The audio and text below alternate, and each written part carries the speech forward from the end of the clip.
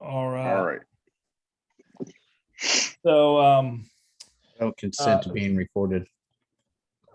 what's that? I don't consent to being recorded. It just asked me. Okay. Just Is there any way you can back up so that you're blurred like your background? So for everybody who took the first course, number one, thank you. I know it's a small group of us, and we're going to build up steam, and some things will be interesting to some people, and others won't connect to things right away. But one of the things that I wanted to finish with the video walls was a group awareness of our walls in the grand scheme of video walls that are available in the country, and then also our incentive packages that you guys may or may not be aware of.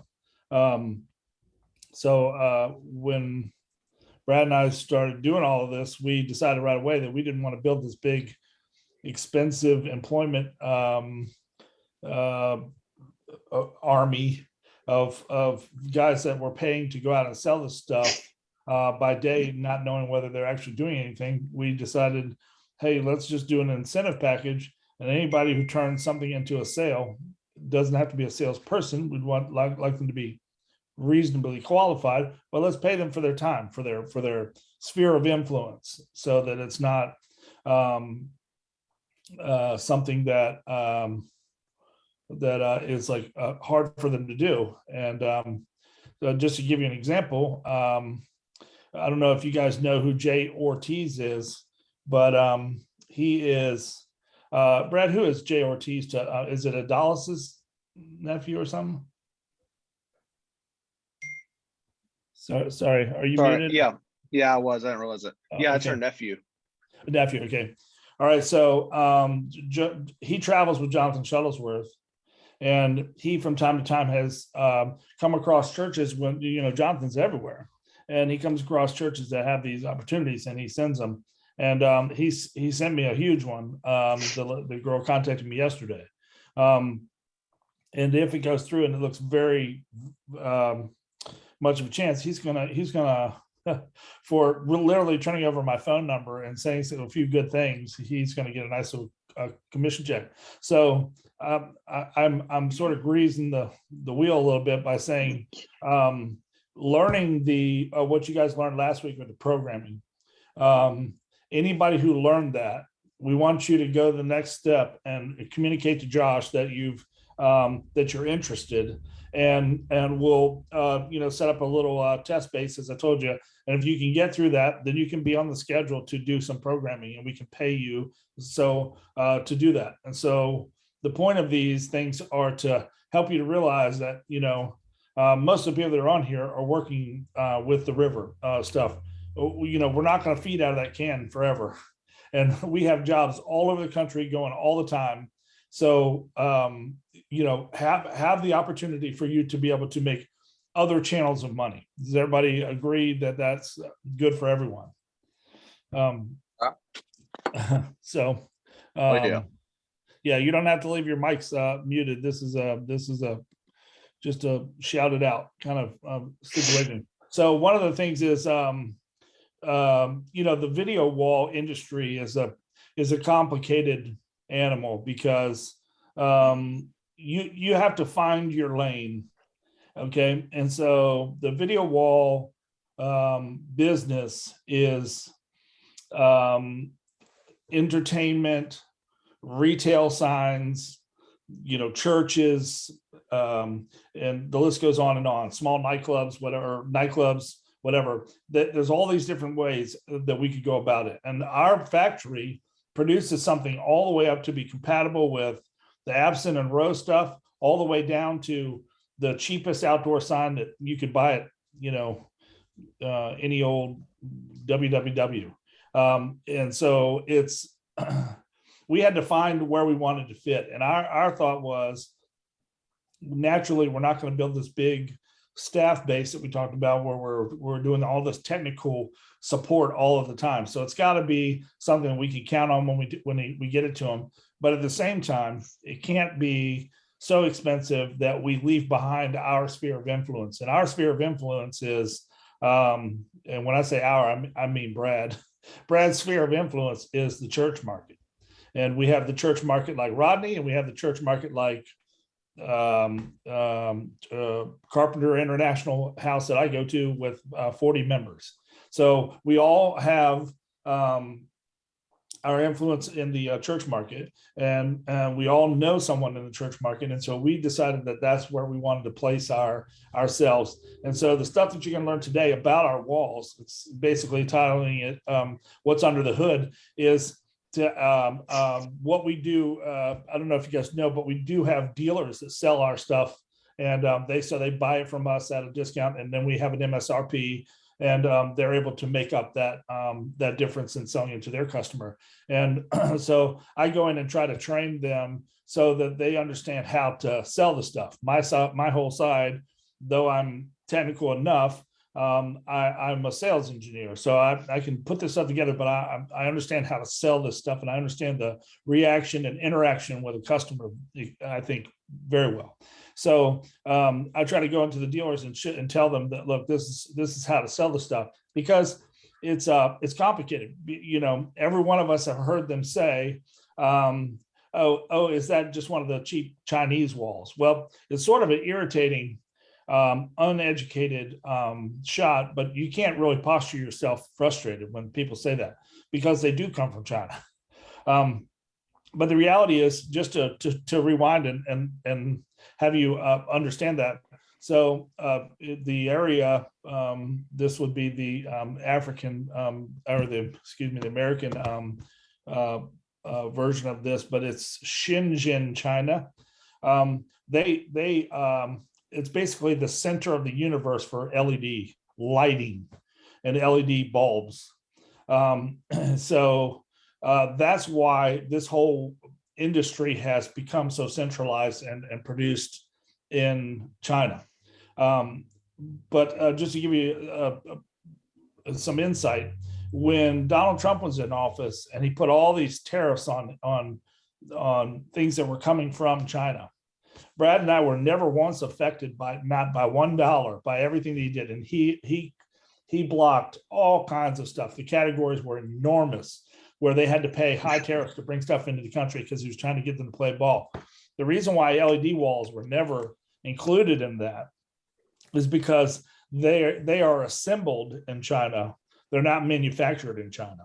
I wouldn't say there aren't any, but ours were not manufactured in. So they bring in, because of inexpensive labor, they bring in parts from all over the world, and they assemble them together at the least expensive amount, and are able to then send those to places in the world the least expensively. So, there you go. So you have all these Chinese owned factories that assemble these things, but they do not build every single piece and part that's under the hood. So I thought it's kind of like the Dell computer of the 90s. I'm a little out of the computer loop these days, but when you cracked open a Dell computer from the 90s, it didn't have Dell written on everything on the inside. It had Dell written on the box on the outside. On the inside was oftentimes name brand things, Intel and so forth. And so I was kind of hoping that this presentation would help you guys to realize that that's actually what transpires with our situation too. Let me see if I can drive this thing. It's got team viewer pop-ups going on for some reason.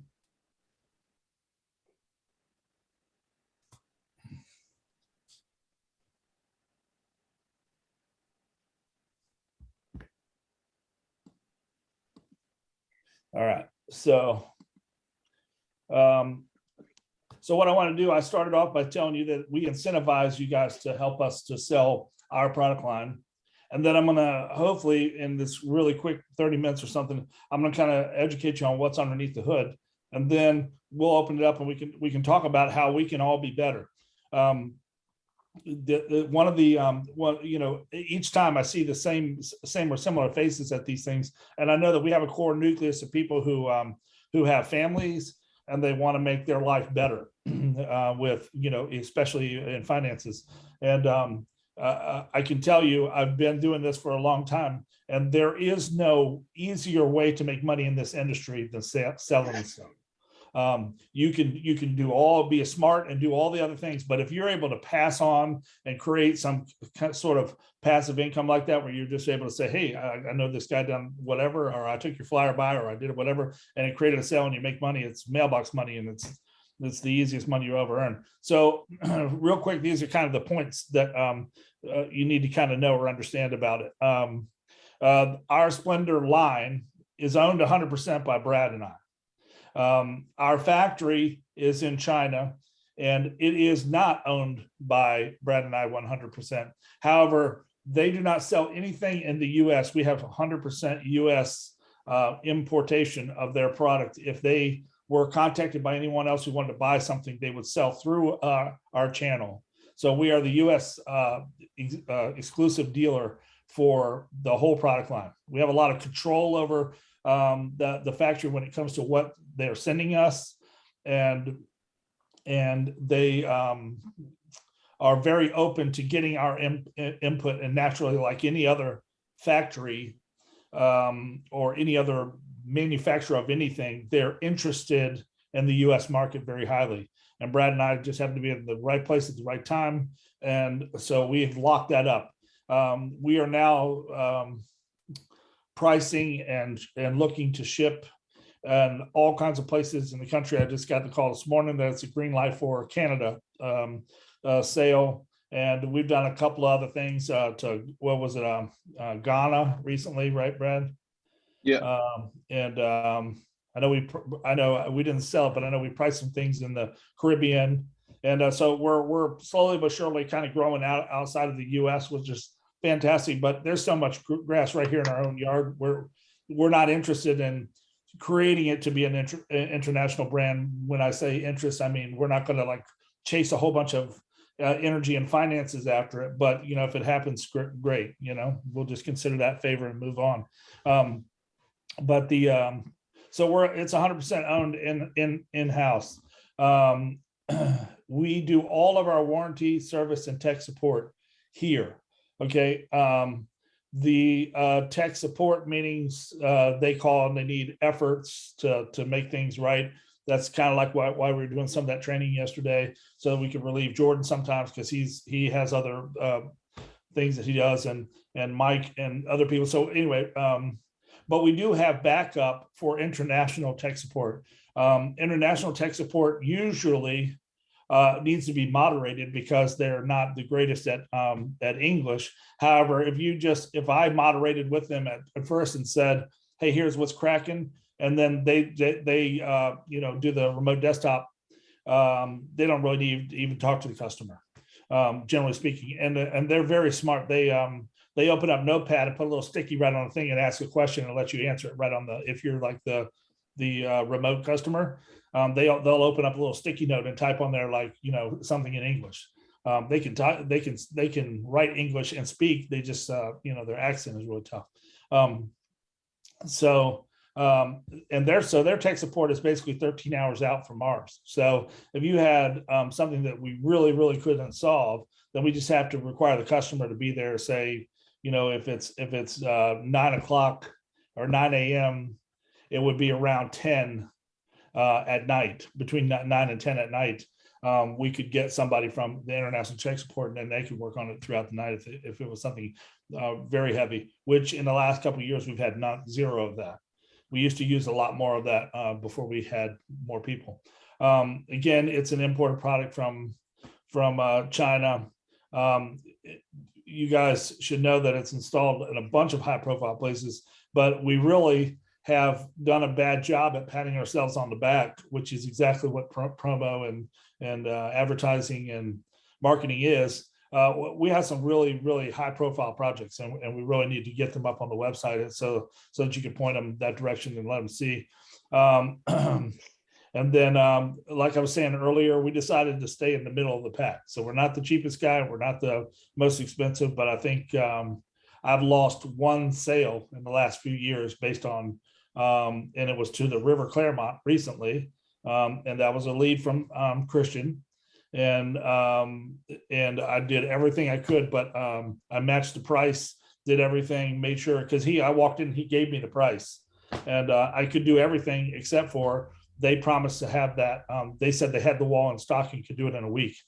JD told me the other day that he was watching their stream and they didn't have the wall up. So I don't know if they got pulled or not, but anyway, that's where we're at with that.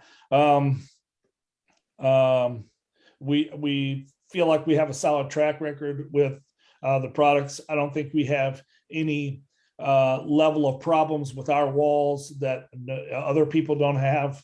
We've learned a few things along the way.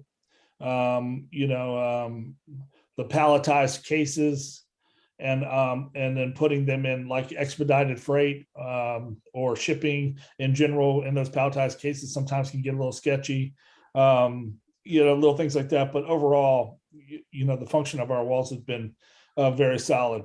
SplendorLED.com is the website. And we have it broken down into indoor, outdoor, and touring. And touring just has a different frame, different quality of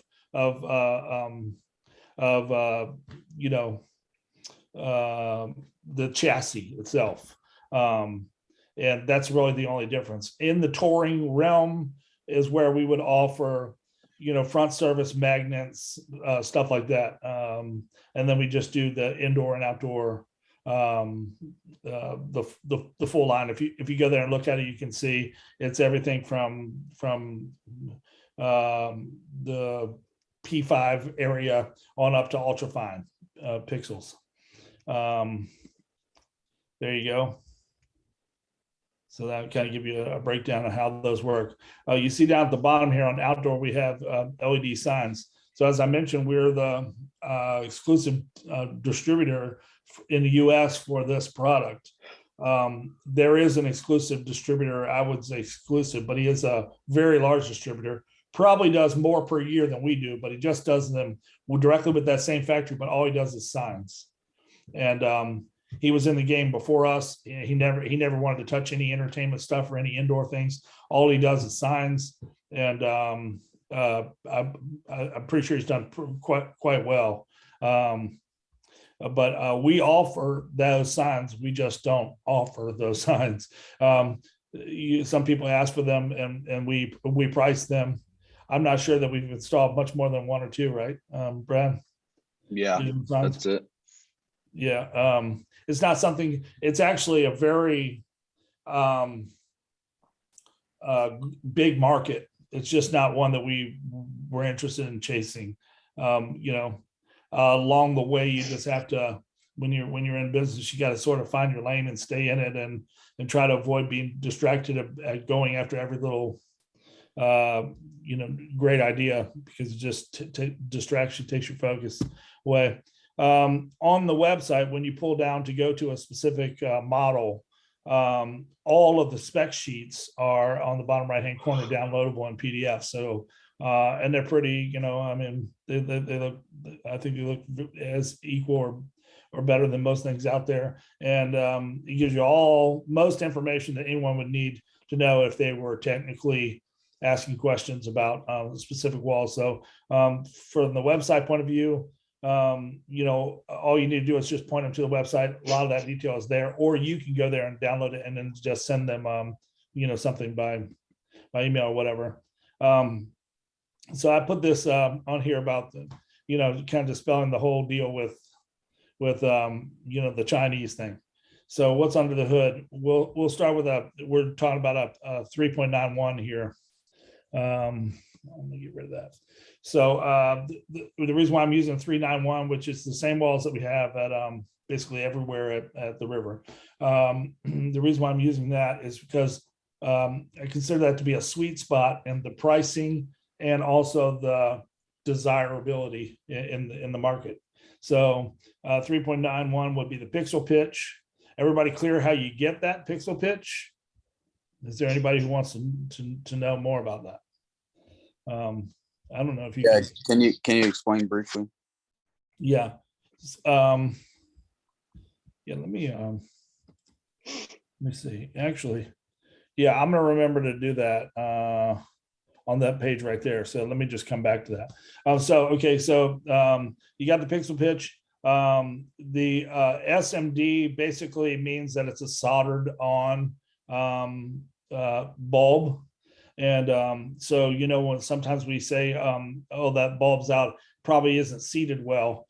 It either comes from the cold solder thing that we all are aware of, or something similar. In this particular case, you have 64 pixels this direction, 64 pixels in each direction, and then your total module size would be 250 millimeters. So this is a 500 millimeter by 500 millimeter square, and this same model is available 1000 by 500, and that actually takes one less receiving card. And over the period of like 80 modules or 100 modules, that could add up really quick to be several $1,000s. So if it's an installation and we can make a 1000 by 500 work, then that's why we would use it. And a lot of like rental situations, they want 500 because they would be doing configuration things. I won't hit each one of these, but this thing is available. This whole proposals or presentation is available. You guys can check it out. But we basically meet or are within the same category as just about everything in the middle of the pack. Where there's nothing specific about our module that makes us deficient in any way. I'm going to address this up here a little bit closer on the next one, but King Light is our bulb that we use. So we were talking about this SMD. Okay, so that's what a single SMD looks like, and you see that they basically seat those in, and there's a gasket, if you will, that goes across. And sometimes you may have seen that gasket that sometimes gets a little like ruffled. And but essentially, those are all just sit there in their own little place, and each one of them reports back to a chip that I'll show you here in a few minutes. So it actually is. You are capable of knowing that things are missing from a 64 by 64 module if you have enough of the software or the software that would allow you to do that. The original dip dual is what they called that back in the day. It was a red, green, and a blue bulb all next to each other, very close together. And so if you needed blue or you needed red or a combination therein, then it would turn on those two bulbs. But that was that's when you were doing billboards and things like that, where you had to be very far away because you had three bulbs in order to make the color spectrum. Now they can all do red. They can do red, green, and blue color mixing all with a single bulb. That's where the LED wall really took off, and they were able to do these ultra fine pixel pitches. And the pixel pitch is that distance that's in between the bulbs. It's center to center. That measurement is 3.91. And then this math that you see over here is our math that we use. The manufacturer uses 3. We use 4 as a multiplier. So you take the 3.91 and I multiply it times 4, and I say your distance away from the wall would be 15.64, or basically 16 feet away. The reason why we use 4 instead of 3 is because with a human eye, it's fine at 3, but the camera is a little more sensitive to that. And every wall that we sell is going to have a camera involved, generally speaking. So we just standardize on 4, and that way we're sort of under promising and over delivering. Go ahead. I was just saying, to piggyback on that, a misconception a lot of places have is that their camera's in like the middle or back of the room, but it's not really where the camera's placed. It's where they're shooting. So like wherever the preacher is or speaker. Yeah. That distance. Yeah, I'm sure. I don't know which. I can't. I've collapsed the who's watching, but whoever is on here that's a video centric person, they could they could best explain that. But essentially, when you move the lens forward, it's like carrying the camera forward. So you are in fact only 12 feet away if you're shooting zoomed in tight at 12, at the passer, and he's 12 foot away. It was really important for us. And because of that math, we've been able to put 3.91 walls where they belong, where people come in and go, oh, you got to do this with a 2.0 or something crazy, and they come with a crazy, and we're like, well, we can do it with a 3.91, but you just need to understand the constraints, because most people want the video wall as a background and to be able to display lyrics on. And so if they realize that they just need to not drive the zoom lens crazy in, that they and it works fine. And the reason for that is that kind of moiré look, and moiré is an effect that will not ever go away. It's been in our industry, in the photo industry and so forth, forever. And it just basically means essentially that the processor in the camera has no ability to make up the difference between the gaps and something that has such fine and repeated pattern. So herringbone, I think that's the right term. The herringbone jackets were always a big no-no in the video world for these preachers and presenters back in the day, because the camera would go bonkers trying to keep up with that black and white pattern, and it would do this like jittery thing. And essentially, it's missing artifacted artificial stuff that it's trying to put in those gaps, because it literally cannot refresh at that pace and so forth. So the tighter they get together, the wider they are back. Both of those things are all ultimately beneficial. And then there's all kinds of other things that contribute to it, and there's all kinds of ways to work around it. And we found that using the front focus at 100 and the back focus out at 3%, so that the back focus is just slightly out of focus, works really well. We've heard the Ursa cameras doing the 30 frames per second. It's like the camera's set at 60, but it's rolling at 30 or whatever, some kind of little switch that they have in there. We've heard that helps. But anyway, at the end of the day, we just fell on that ×4. And sorry to take that so long, but that's kind of like an important piece, because if you ever go to install or sell one of these, you're going to get that question, something about how does it react with the camera. And so any thoughts or questions on that? Nope. All right. So inside, everybody knows by now, most of you guys have seen the inside of these or worked on them. There's a power supply, and then there is a receiving card. And basically what happens is the processor is going to send that video through data, and it's going to plug into this processor. And this processor is going to break that out, and it's going to break it out to each of the modules. The power supply is switchable between our standard voltage 120 or overseas like the 220 208 switch. It's a manual switch. It's not a automatic detecting switch. So it's right here just behind that little vent right here on the left hand side. You just peek through there, and there's a little dip switch, and you flip it one direction or another. Whoops, sorry about that. I actually flipped it. So that's like one of the things that keeps us in the middle of the pack. So we can pay about $60 more per power supply and make them auto detecting, but for why? It's basically set it up and know what your voltage is and switch it. It doesn't really take that long. You can switch it when you're setting it up.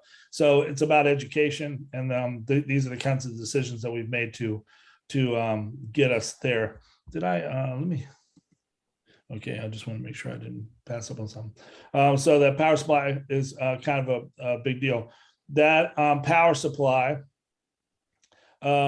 is made in Taiwan, and it is imported. And I believe there is I think it's a German-held company in Taiwan that builds these power supplies. Novastar is our receiving card. There's one other type out there that we're using at one point called Linson. We've stopped using those. We've standardized on Novastar, and that's a Korean-based company. So again, this is kind of one of those situations where you see parts coming from different places and they're assembled. CN Linko is actually a U.S.-based company, but they're manufactured in China. That's the guys that do the PowerCon and EtherCon connectors in our walls. And then I was just showing this macro block because these within the processor out to the chip, out to the module itself, they have these constant current drivers, and this is kind of like why they have them. This is like it's an artifacting thing, and it has all to do with being able to contain this driver contains the electricity so that it's not overdriving or underdriving any particular bulb. And you can see the difference, the before and after, with the shading and things like that. It just helps. It's nearly, for my novice term, it would be like almost like focusing. So it's really, and all of our walls have that. This is kind of an important piece. This is what I was going to talk to you about earlier. I said I would move forward. So there are a zillion people that make LED bulbs out there for video walls.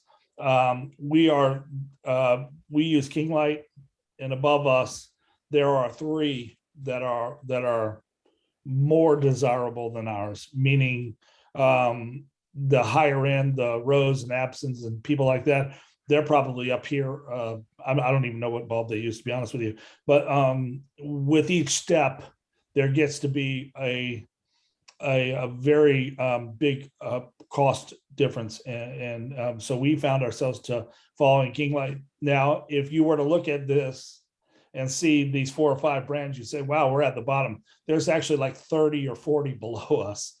It can get dirt cheap. So we're way towards the top. It's actually one of the most used bulb out there. These Nation Star is the most popular.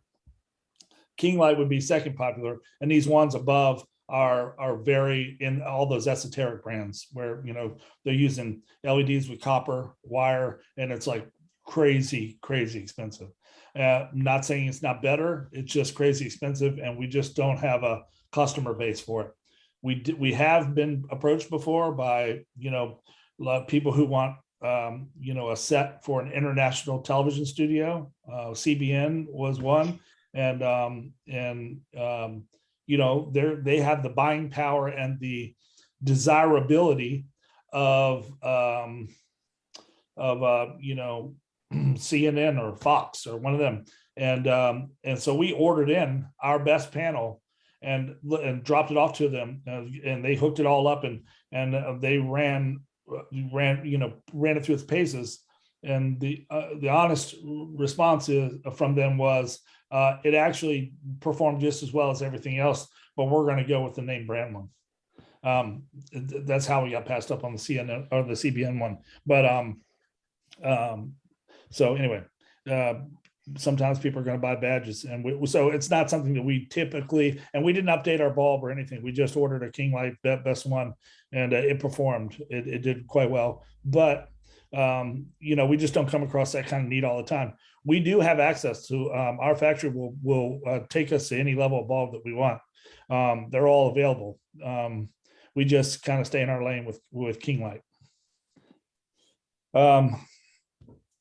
I don't know if you guys have ever heard this, but sometimes I watch Facebook pretty often, and I see these church groups and stuff, and I wait for somebody to say, "Hey, we're interested in the LED or something." I'll tag Brad or something, and sometimes I'm always watching just to try to and he is too, just to try to continued our awareness campaign. And sometimes I see these guys get on here and they just know everything about everything, which we all know people like that.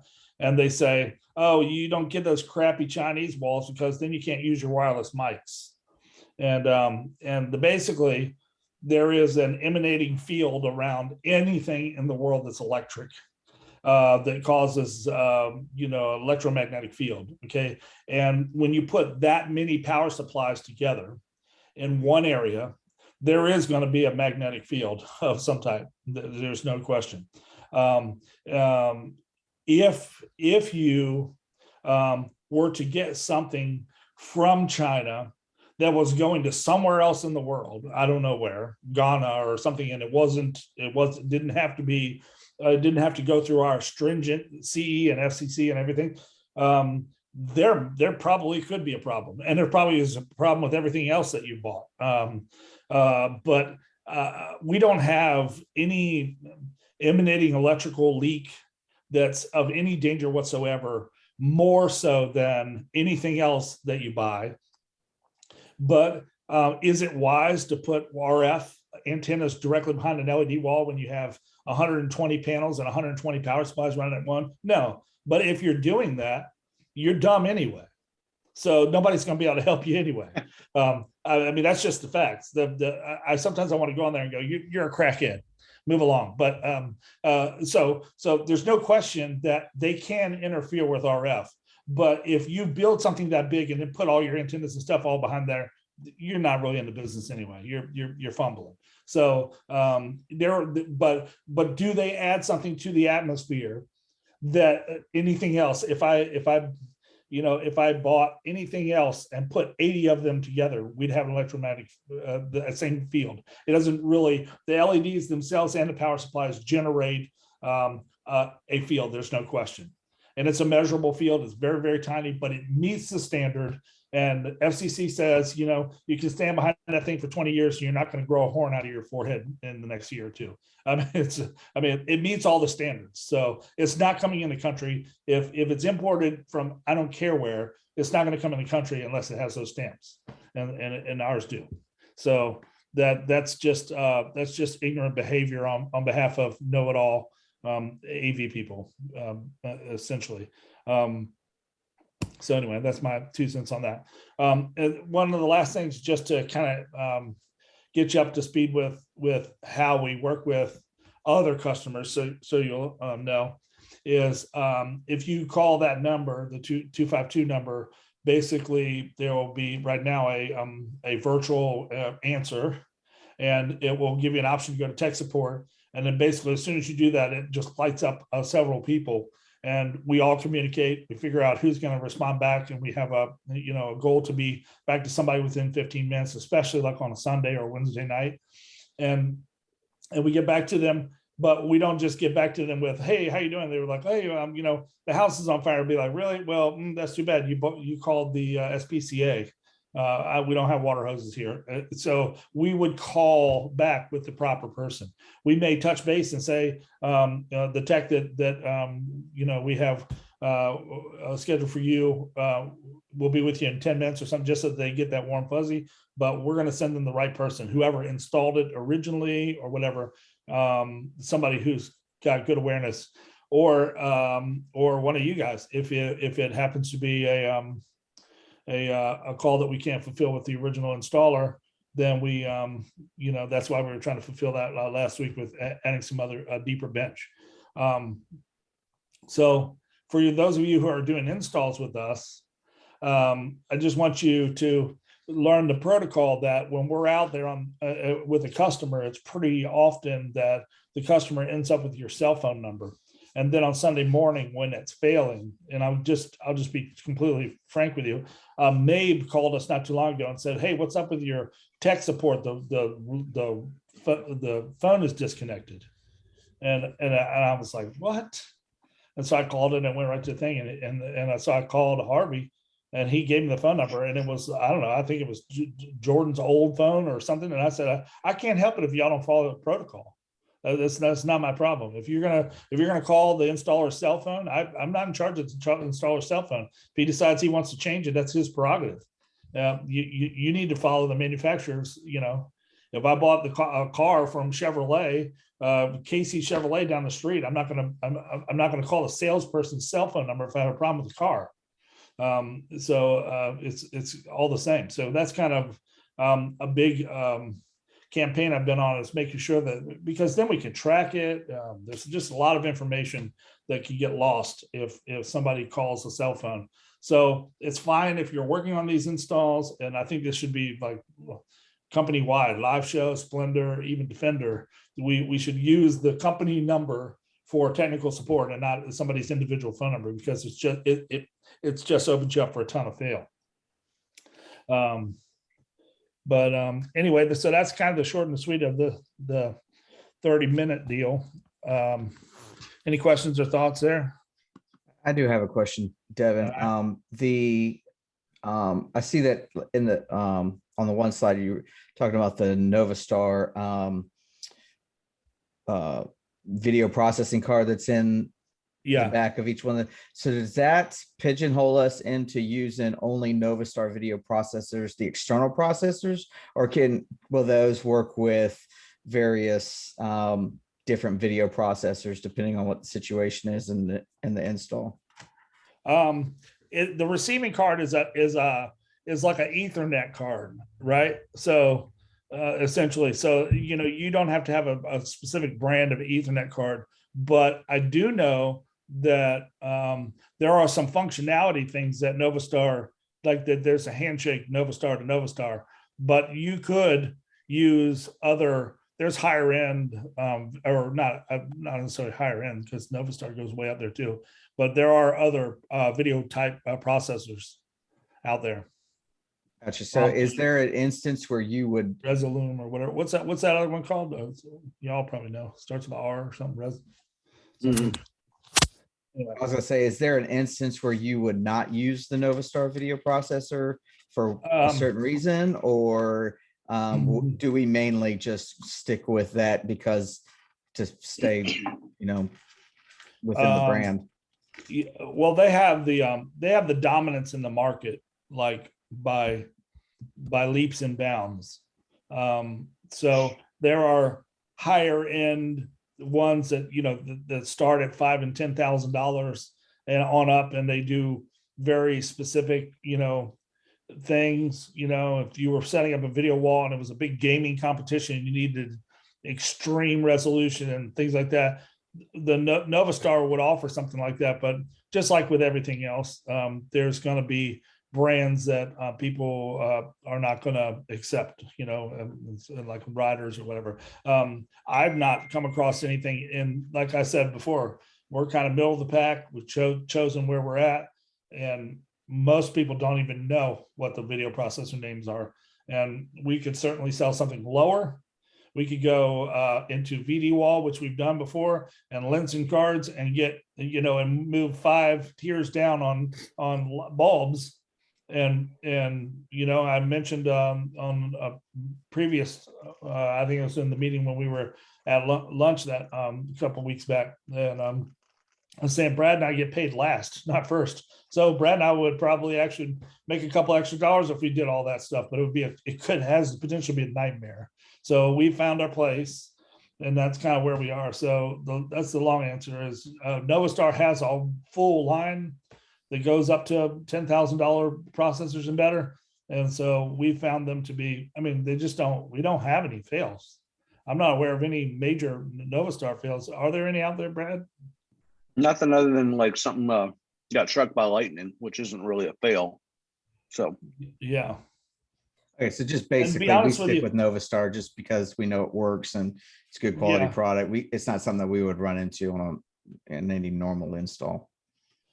Yeah, I really there might be a tour or something that if they wanted to, like, I was surprised, like some of the dealers, we have a dealer in Atlanta bought a bunch of panels and stuff, and that's all he does is supply stuff for the tours and rentals and all that. And he got the video or the Novastar. I was thinking he would probably go to something one of those more desirable brands, but for that kind of stuff. But anyway, yeah, Novastar seems to work, and we never have any issue. And Brad has a really strong connection with Novastar that we established early on, so that's helpful. But we've not had any out of all the walls that have gone out there. We have, let's see, just transparently, the guy in Georgia that was that dealer. We don't know if it was an end of the batch problem or what, but he was constantly having bulbs go out. And, we have a 3-year warranty, and he would call and we would send 60 out because it has one bulb, and he would fix these modules and whatever. And finally, we just went back to the manufacturer, and they sent us all new modules for his whole wall. And he's been quiet as a mouse for what, a year and a half now, Brad, or something? Yeah, I haven't heard from him forever. Yeah. And for a while there, we were thinking, what is this guy doing? Is he like, throwing drumsticks at this thing? I mean, this is crazy. And Yeah.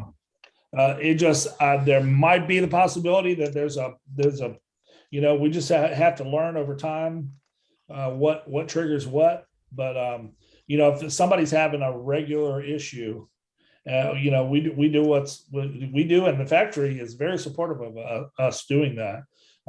So, they understand the importance. Maybe if it was somewhere else in the world, they wouldn't, but the American market is precious territory for them. So they do what they need to do to stay in the market. And, at risk of sounding braggadocious, we're bringing some heat to them. Splendor is no joke. I mean, we're selling some walls. And, so for a small time factory, in the grand scheme of things, I mean, it's the kid who owns the thing is young. He might be younger than Brad.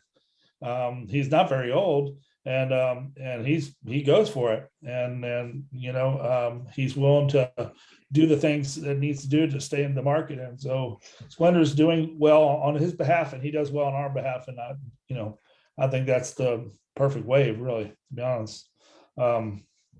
So I wanted to give you a kind of a brief overview, and I know I didn't stay too technical with it, but I can share this with you and also give you some other stuff to read. But the bottom line is, I just wanted you to know that it's not just some Chinese junk coming in, and I hate the ignorant people that say stuff like that, because they're not trying to feed their family selling the stuff, so they don't have any harm in flapping their gums. However, it's just not factual, and it's also not worth arguing. There's a couple of guys. There's a guy on there all the time who's constantly saying stuff, and I've felt the same leash that I've felt for other things that I want to run my mouth about.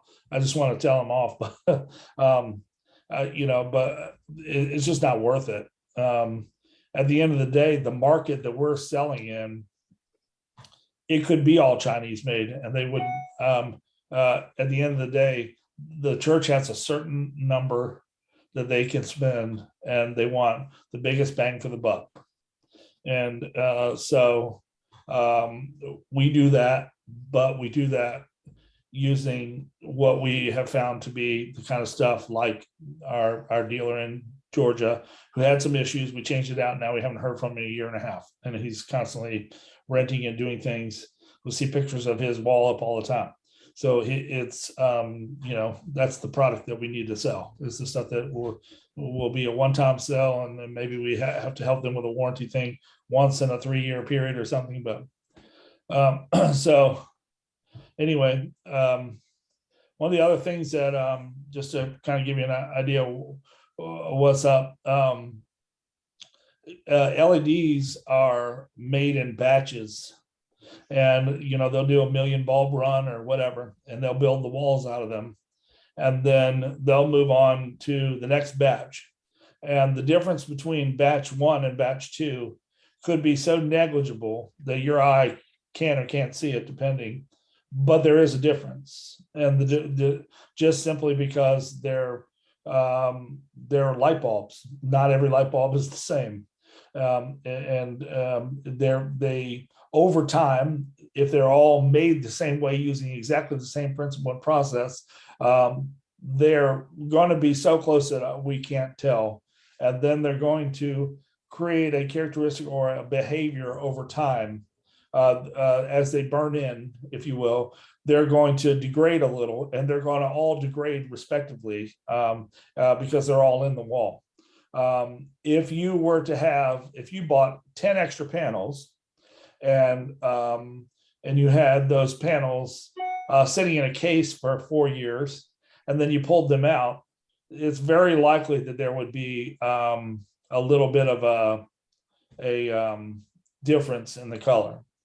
So, but we've discovered a couple of things. I don't know. I guess Eric's not on this, but Eric from Lakeland, he bought extra panels when he bought his great big wall, and one of the things he did was he just plugged them in and had them behind the wall, and so whatever he was doing with the wall, those things stayed lit up, and so they all created sort of a lifespan together, which is one way to do it and pretty creative. Another thought is oftentimes people say, well, we can afford a 16.9, but really we want a 24-foot wide, and we're thinking about buying that in the next year or so. If they're using it on Sunday, maybe Wednesday, a few hours, handful of hours a week, and they're looking to expand to another wall in a year and a half, it would be best to advise them to buy the modules only for the extra panels that they're not going to get. So they would get 60 panels with chassis and everything. And then let's say they wanted 40 more later, they would get 160 modules, which is deeply discounted from just buying the whole thing, and just let those stay in their packages. And then in a year from now, they could order the chassis and all that and assemble those together, and they would have things from the same batch. It will still be, thousands more than buying just the 16.9 wall, but not tens of thousands more. And it will allow them to be able to grow their wall in the future. If they left them sitting in the boxes for years and didn't put them in, the likelihood that they would be the same color is low, but much higher probability than if they tried to buy some from another batch and tried to match them. There are some things you can do in the software to refresh and all that and sort of start again. But over thousands of hours, they say 1,000. That's what the factory says. Over 1,000 hours, it's very unlikely that you could get a batch of any type to match back to a color. So, one of the things about LED walls is the full disclosure that this is a starting point and an end point if you choose it. If you choose this to be the end point now, then anything you buy later and you've used it for the numbers that we've just discussed, then you can't find a match. You're either going to have to move it down to the youth department and buy a new one or whatever. There's all sorts of exit strategies for that. Sell it. We've done everything. We've done what was it? Center Branch? Was that the Center Branch in West Virginia that we installed a wall and then they wanted another one or a bigger size? No, it's Real Talk Kim. Oh, okay, yeah. Well, that was one of them. Yeah. So, but anyway, so that happens and we just. Oh, and Center Branch, yeah. It was Center Branch too? Yeah, both of them, yeah. And so they wanted a bigger wall. So did either one of them exit strategy within their in ministry, or did we sell theirs and bring them in another one? Yeah, we just took the ones they had on trade because they were only like a few months old. Yeah. Okay, so that's the other option, is that they just give it back to us, and so we give them a trade value back, and then we give them the new one, and then we sell the wall. We're not sitting on either one of those walls, so they obviously sold at some point. So yeah.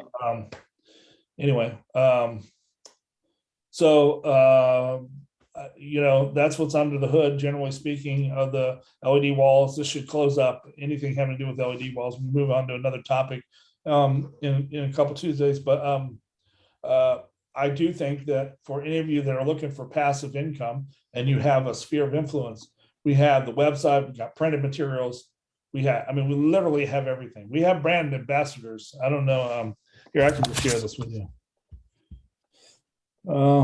if you're bored, you can log off. If you're not interested in that stuff, I won't be offended, believe me. I don't know how to do this. Am I still sharing right now? There we go.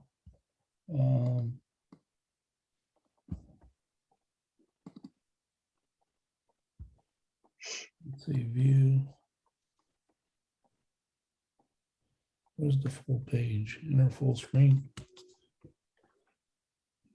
Can you see that? Can y'all see it or no? No, you're not sharing right now. Oh, great. Perfect.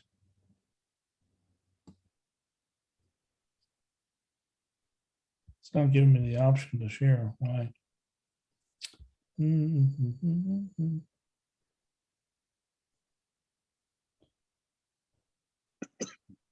Zoom journey.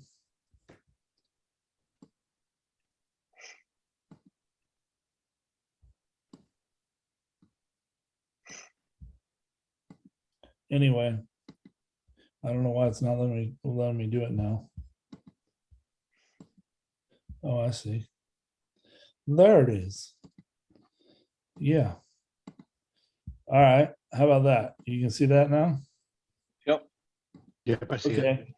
So this is not brand new. This is 5 years old or something. And it is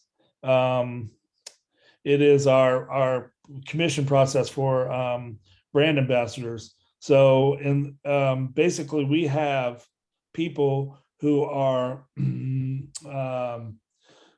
selling, promoting our product. And if they devote 15 hours a week and they send us a report, which means they call churches, they, and we have them all over the country. We have Tony Archuleta helps direct them, but he has just some other projects, some other ministry things. And I just talked to him this morning. He has like a what do you call those stones? Kidney stones. And so he's been dealing with some health stuff over the last few months. But so anyway, so he's not quite as active as he once was, but he basically interfaces with them. I'm like the number 2 person that would be interfacing with them, generally speaking. But between Brad and I, we have these folks that are out there that if they devote this amount of time, then we give them a higher commission. We offer to you guys 3% of the sale, the gross sale on the video wall, and that's less the labor. That we don't pay on the labor, just the video wall stuff. So and less taxes, all the other thing. And the other thing that we added in there is rigging and suspension, because that's not something that we mark up or it's not a funny moment for us. We spend every single nickel to make sure that stuff doesn't come down, especially after the nutty year we've had with that one thing recently. So whatever it takes, we spend the whole budget on it. So there isn't any to give you. We just do it right, do it well, and be done. But the video wall and the materials like that. So if you sold, and when I mean sold, well, I'll just show you what I mean by that. An active brand ambassador, maybe you want to still work at the river and do all that production stuff, but you'd like to become a brand ambassador. You'd have to shout out that you want to be a brand ambassador. We help you out. We'll get you a shirt. We get you cards, stuff like that. And then you're kind of like out on your own. It's a commissioned only deal, but how difficult is it to send emails and do some stuff and, to introduce yourself? And we have like lots of printed materials, backends on our website. They can go in, videos of almost everything. It's like a no-duh sale, to be honest with you. I mean, I could literally stop everything else I'm doing and make $300,000 a year just selling this stuff. I easily could do that, easily.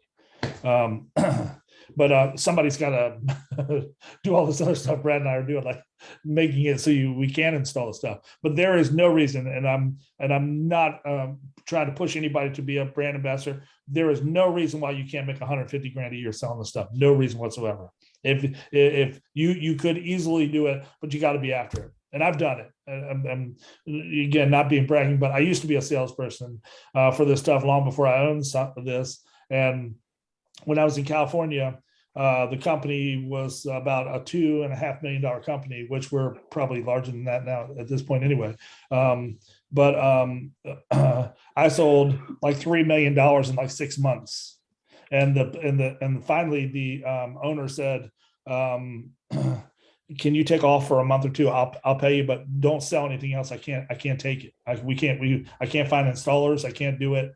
And literally, and I was just hungry like the wolf, and I know AV and I can talk, and that's all it really takes. And we weren't even in the church market. So, I was selling to people like Scott Boras, the largest sports agent in the world. I did his office in Southern California, but big projects. They were $750,000 projects or whatever. But the point is, with churches, it's even easier. I had to go through architects and all that and sell my skills, my company skills, all that stuff. The churches, they're just looking for somebody who will really take care of them. And the industry is full of know-it-alls that don't deliver. And I just recently did a bid, which I rarely ever do, but we did a bid for was that Josh's job? Josh brought one. Let me see.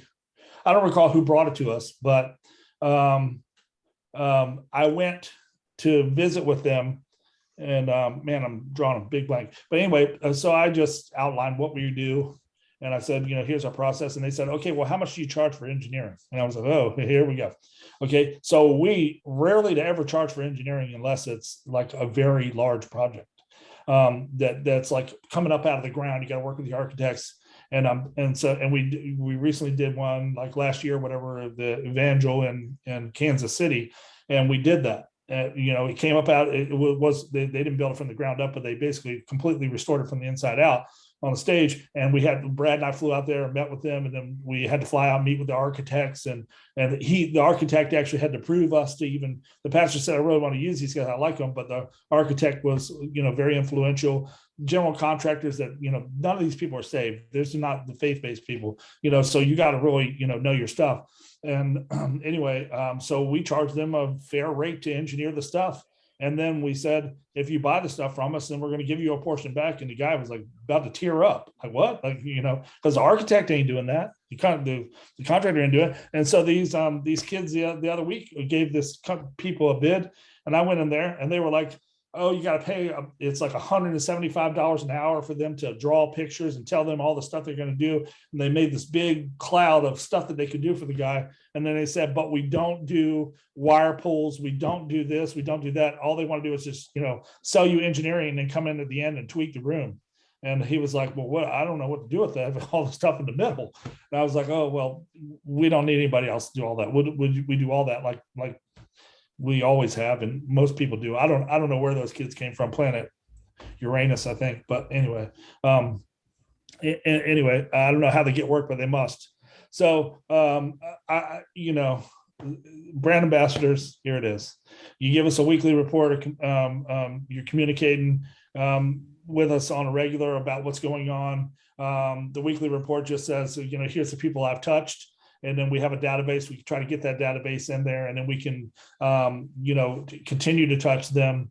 And then over time, and I can send this to somebody if they're interested in seeing this, but over time, if you win a sale with them, then that lead becomes yours and that customer becomes yours. And over the next year, if you're a full-time brand ambassador and they call and want to buy anything else, then we continue to pay you for 1 year, anything that they buy from us. Then it becomes a house account, because we don't want you to just live on the one sale that you made in 81. We want you to continue to make new ones.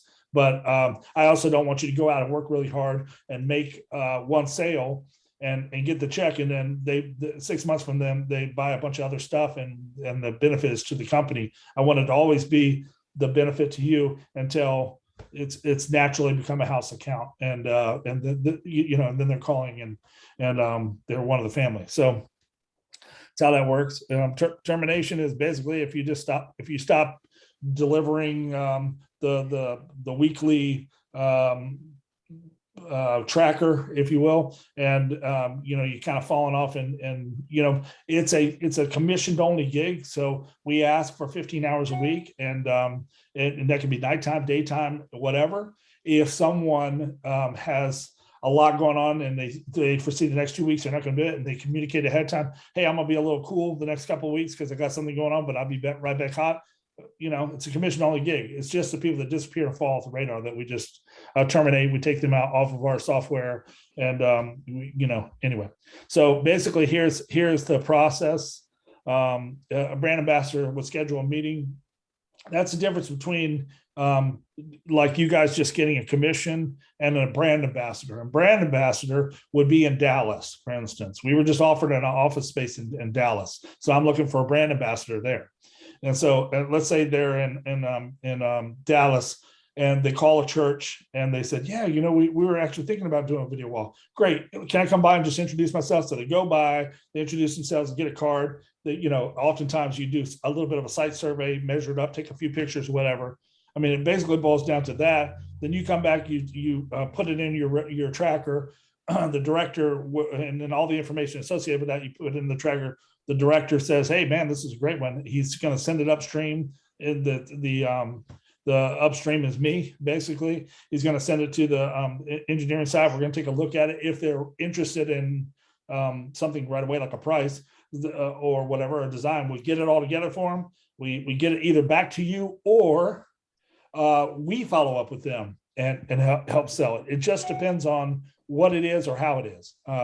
If the brand ambassador was selling a soundscape rig and we needed to get Soto or Brian Shields or somebody to participate in that, then we talk to them, we fly them or whatever to that location, so that we can say, this is our audio, one of our audio designers or engineers or whatever. Or he's let's say we brought Brian Shields and we said he's mixing on this every single night. We just wanted you to bring, or we bring them to the river. One of the ways.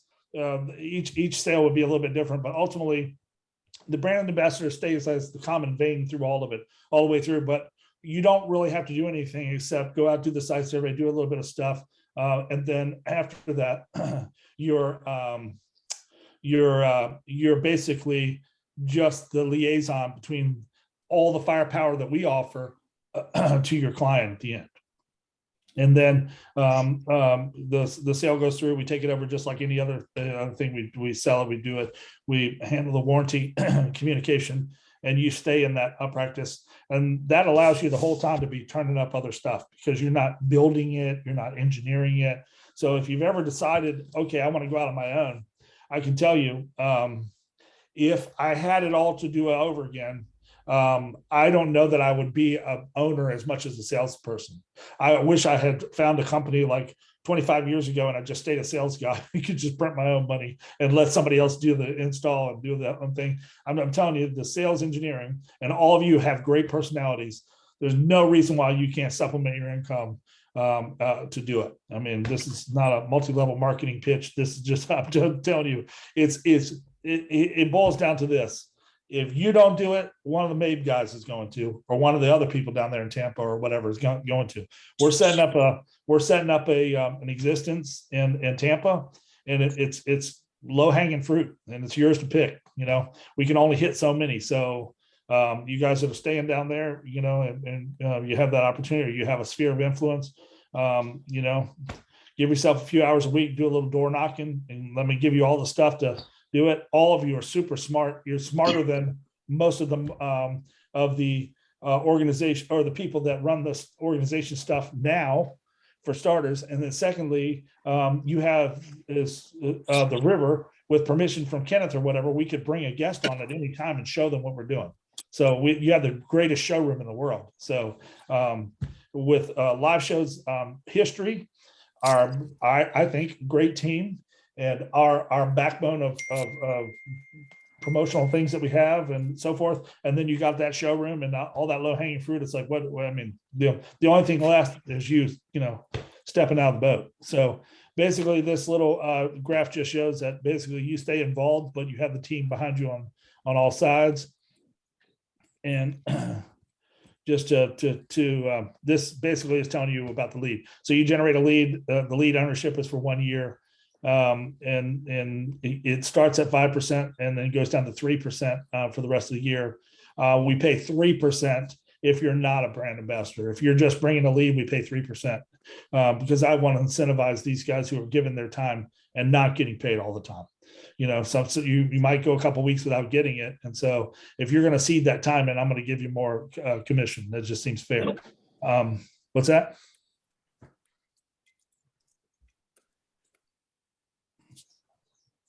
So here's kind of an example.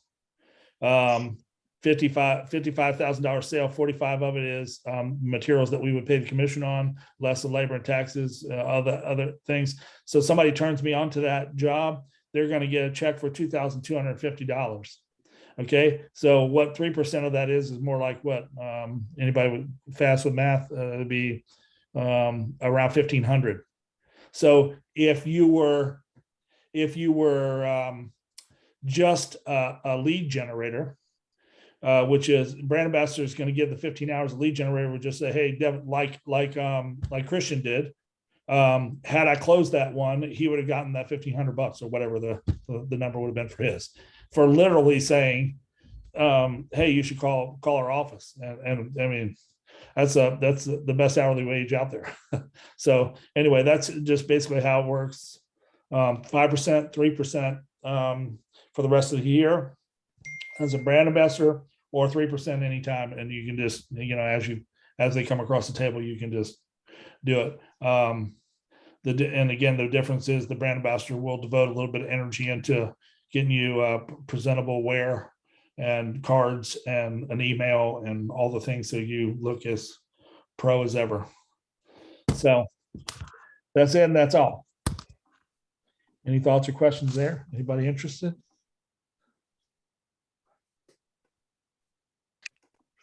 Yeah, I had just a quick question about the 5%, 3%. 5% would be initial. Say you sell a wall, and then 6 months later they want a PA system. That 3% would be on the PA system. Yeah. After the initial sale, it becomes it's a house account that's has a commission based. It's a commission based house account for 1 year. Yeah. And then after that 1 year, then we just stop paying on that altogether, just because at that point we have so much skin in the game ourselves for warranty reasons and other stuff that we might need that 1,800 hours. So, but again, we never would have gotten it had Josh not brought it to start with. So we don't want to be greedy. And I don't think anybody, you can find a lot wrong with live show over here, but I don't think anybody has found Brad or I to be on the greedy side. We try to incentivize. This is I say it all the time.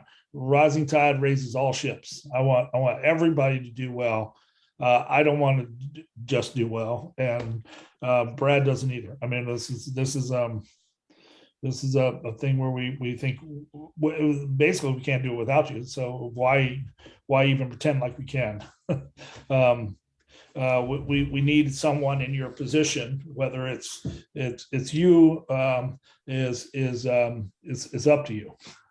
But the point is, it definitely takes devotion and from and help from staff or contractors or whatever. So cool.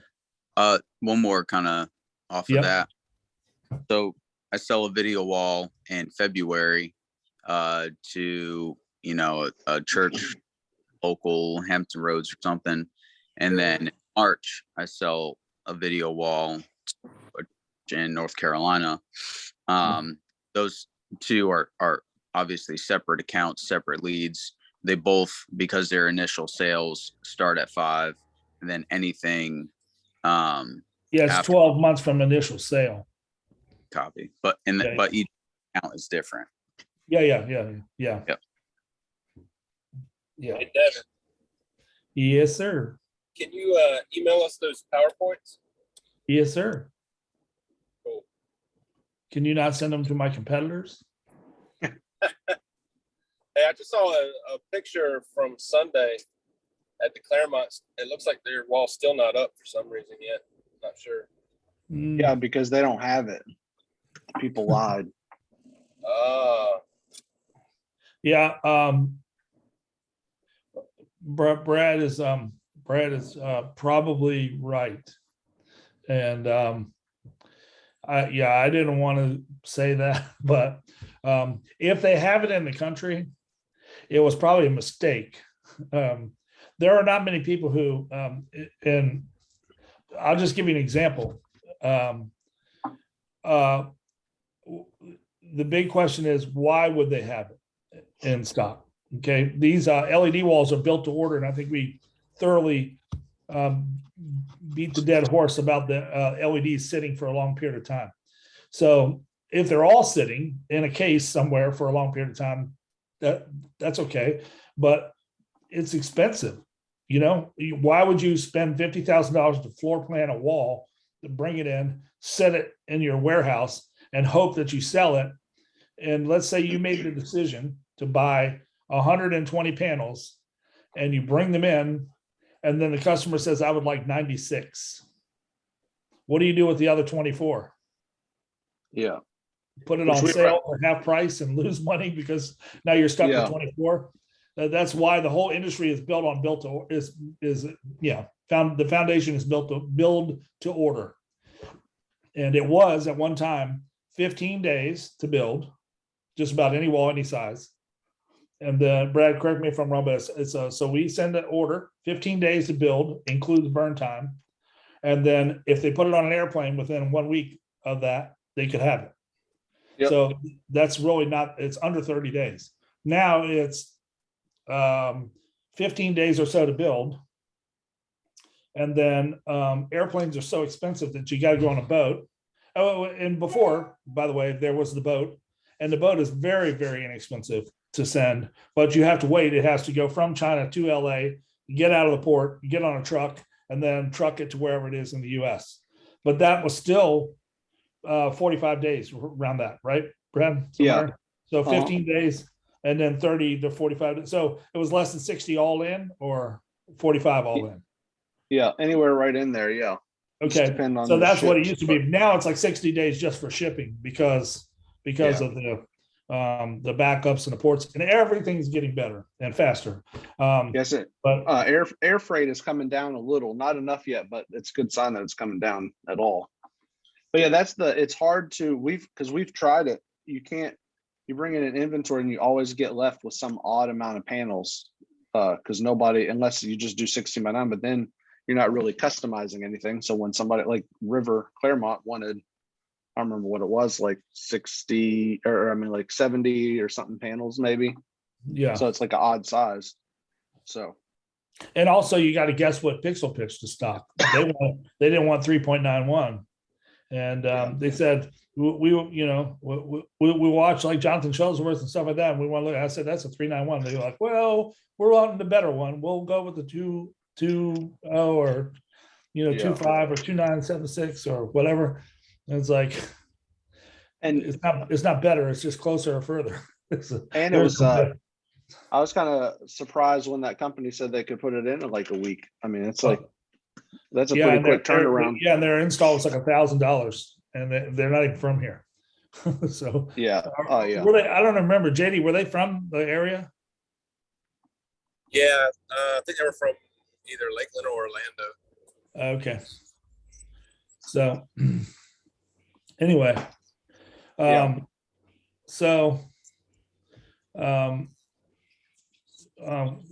Christian, I think that there's some opportunity for you to, you've been around this a long time now, and I think there's some opportunity for you to get the wife and the young baby some extra dollars.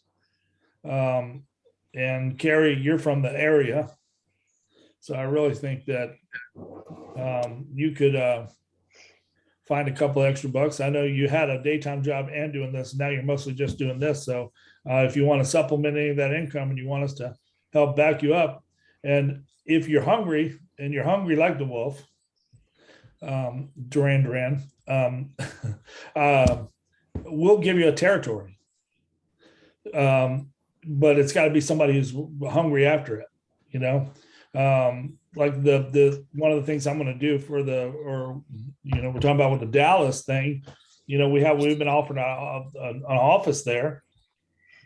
And so I think we should get one person and let them make bank in Dallas, as opposed to getting 4 people to do that. 4, you could probably do Dallas with 10 people, as big as it is. But we don't need the company to be that enormous. So, if we can keep one guy super busy, great. So that's where we're at. I'd be willing to vacation there for you if you need me to. Vacation? Dallas. My already just gave me looks. I think she's looking at houses. Oh, she heard that? Did. There you go. Well, anyway, I guess I went way over. I didn't mean to. Sorry, Dr. Rodney did. Anyway, this was an important thing, because I think we have some for lack of better terms, we have some presentable audiovisual people these days. There was a time when some of our troop was a little unbecoming for knocking on the door at any old place. They would think that somebody homeless was needing a handout. But you guys would look the part and have the skills and the knowledge, and I'm telling you, you can do well. So if you're interested at all, great. Otherwise, next time you're around the video walls, you'll know hopefully at least one more thing than you knew before you started today. And you can help us to fight off the people who talk trash. So.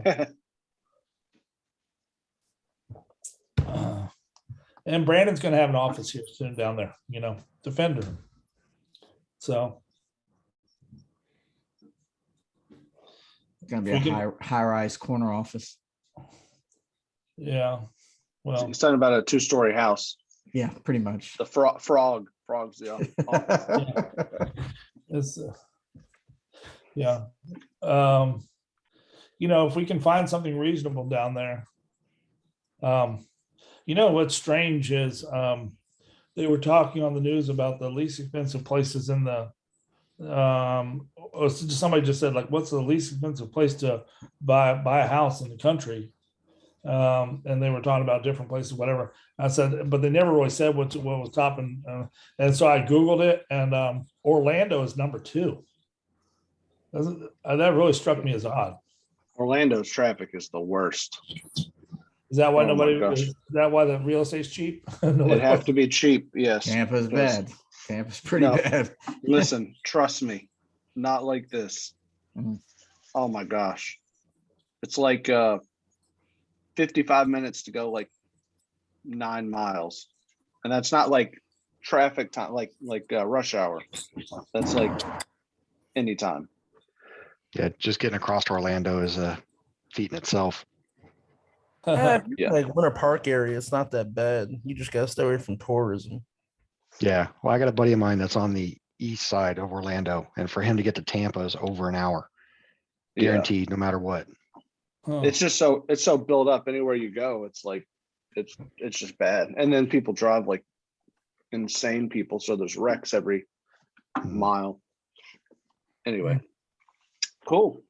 I'm gonna stop this recording here. Yeah. So the other thing is, just to button this up, if you need something, if you're interested in doing any kind of the commission sales stuff, and you think we don't have something that would better